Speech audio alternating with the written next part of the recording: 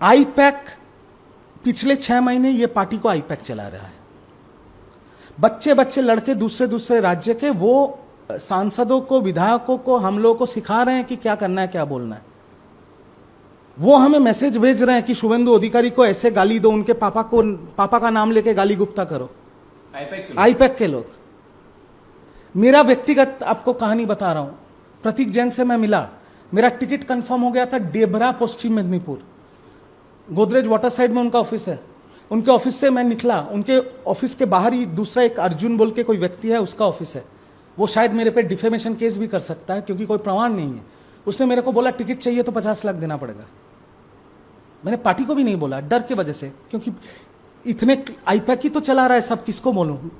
क्योंकि तब एक लड़का जो पढ़ा लिखा लड़का है, जो विदेश से डिग्री करके आया है, जो कोई राजनीतिक परिवार का लड़का नहीं है। मेरे माँ बाप तो कोई पॉलिटिशियन नहीं, MP MLA नहीं है कि हमको ऐसे ही मिल जाएगा विरासत में टिकट।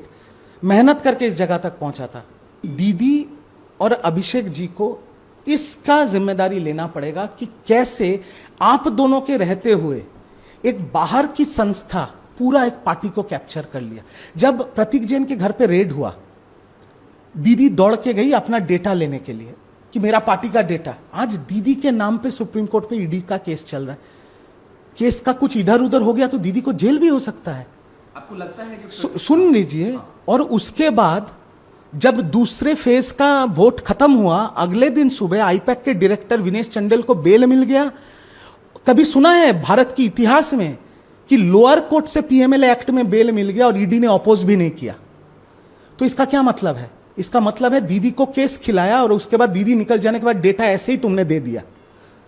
आज प्रतीक जैन कहां है? भाग गया। तो वो तो भागा हुआ है, उसका क्या नुकसान हुआ है? वो तो तृणमूल से भी पैसा कमाया, कॉन्ट्रैक्ट में था, मार्केट से भी पैसा उठाया।